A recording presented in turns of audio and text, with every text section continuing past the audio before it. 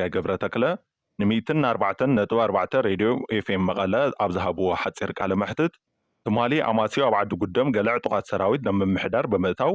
ማህተም መንግስቲ ንኸረክቡ ምስ ኣዘዙ ስዒቡ ብዝተፈጠረ ህውከት 5 ብጥይት ከም ዝተወቕዑን ካብዚኦም እቶም ክልተ ናብ ዓይደር መቐለ ሪፈር ከም ዝተለኣኹን ምምሕዳር እቲ ዞባ ኣፍሊጡ ዋና ኣመሓዳሪ ዞባ ደቡብ ምብራቅ ኣይተ ፀጋይ ገብረ ተክለ ን104.4 ሬድዮ ኤፍኤም መቐለ ኣብ ዝሃብዎ ሓፂር ቃለ መሕትት ሎሚ ኣባላት ካቢኔ ንምምሕዳር ዓዲ ጉደም ኣኼባ ሒዞም እንዳሃለዉ ገለ ዝተለኣኹ ዕጡቓት ሰራዊት ትግራይ ናፍቲ ኣኼባ ብምእታው ማህተምን መፍትሕን እቲ ቤት ፅሕፈት ከረክቡ ከም ዝሓተቱን ኣይነረክብን ምባሎም ስዒቡ ሩምታ ተኹሲ ከም ዝኸፈቱን ገሊፆም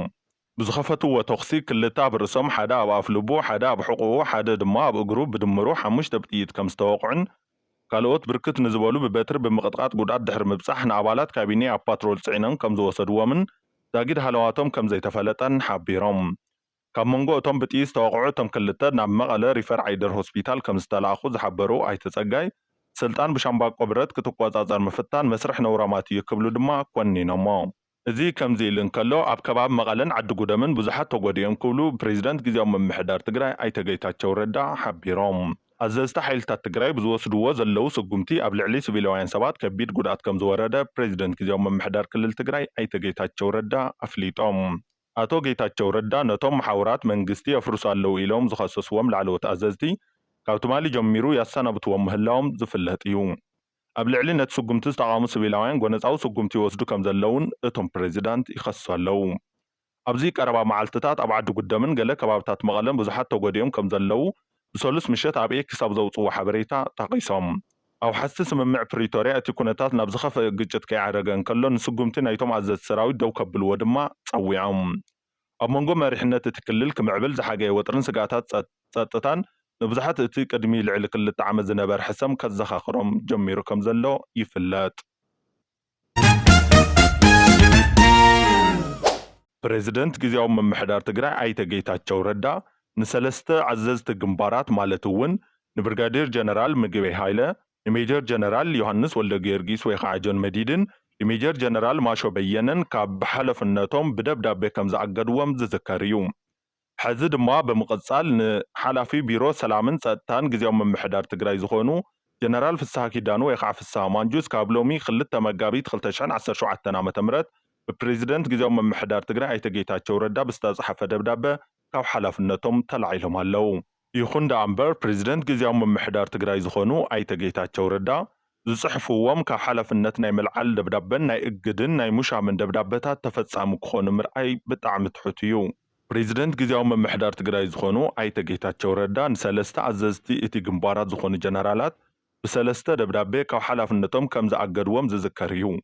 ይኹን ዳ እምበር ሓላፊ ቢሮ ሰላምን ፀጥታን ክልል ትግራይ ዝኾኑ ሜጀር ጀነራል ፍስሓ ኪዳኑ እቲ ናይ እግድ ደብዳቤ ተፈጻሚ ክኸውን ከም ዘይኽእል ገሊፆም እዮም ነዚ ምኽንያት እንተቕርቡ ድማ ዘይሰቐልካዮ ምውራድ ክብሉ እውን ኣናሽዮም እዮም እዚ ከምዚ ኢሉ እንከሎ ፕሬዚደንት ግዚያዊ ምምሕዳር ትግራይ ዝኾኑ ኣይተ ጌታቸው ረዳ ትማሊ ናብ ኣዲስ ኣበባ ከም ዝገሹ ተፈሊጡ ኣሎ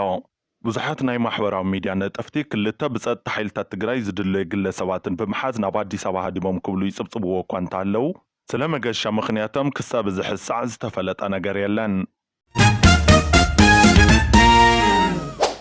ግብረ መልሲ ኤርትራ ንመግለፂ ሌተናል ጀነራል ጻድቃን ገብረትንሳኤ ኣብ መንጎ ኤርትራን ኢትዮጵያን ኣብ ዝኾነ ህሞት ኩናት ክውላዕ ከም ዝኽእል ዝሙግት መግለፂ ሌተናል ጀነራል ጻድቃን ገብረትንሳኤ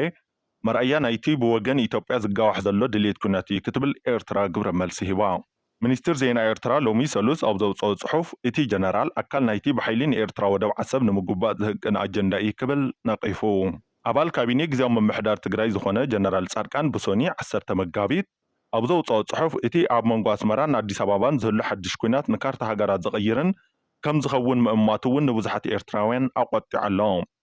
እቲ ዝውላዕ ካልእ ኩናት ነዊሕ ከም ዝኸውን ዝገለጸ ጀነራል ጻድቃን ደው ምስ በለ ግን ሕጂ ንፈልጦ ጂኦግራፊ ሃገራት ብኸመይ ክቕፅልን እዩ ክብል ሞጊቱ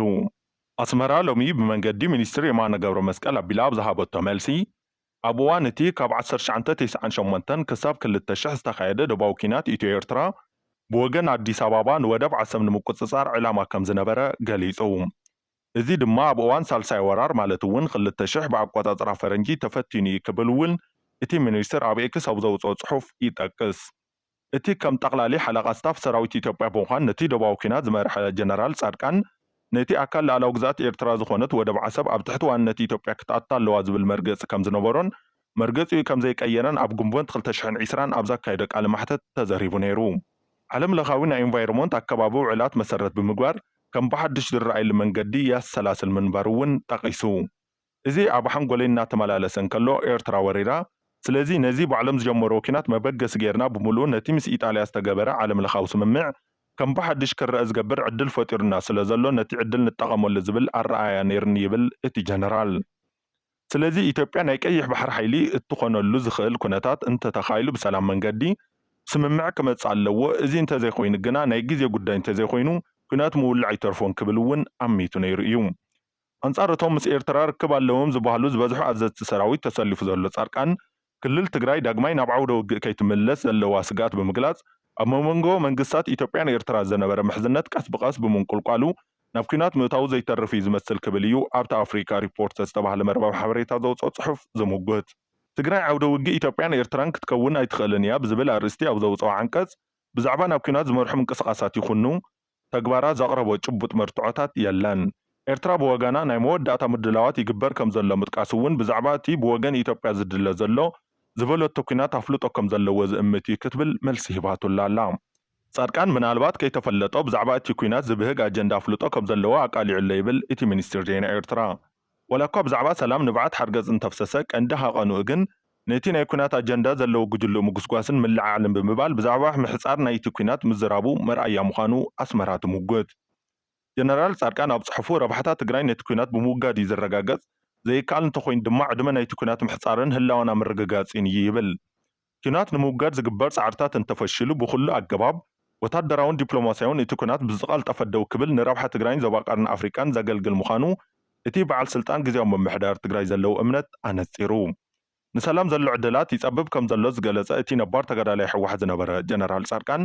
ግጭታት ንምውጋድ ኩሉ መንገድታት ብህፁፅ ክድሰስ ኣለዎ ክብል እውን ኣሚቱ። ምርጫይ ትግራይ ሰላም ክትመርጽ እዩ ዝተሳቀየቶ ይኣኽላ ግና ኣብዚ መራሕቲ ኣብ ክንዲ ልዝብ ጎነት ዝመርጹሉን ደበና ኩናት ኣብ ዘንጸላለወሉን እዋን ትግራይ ዓውደ ውግእ ኣስመራን ኣዲስ ኣበባን ክትከውን ዘለዋ ዕድል ኣዝዩ ግህድ እዩ ብምባል ዘለዎ ስጋት ኣፍሊጡ ኣሎ።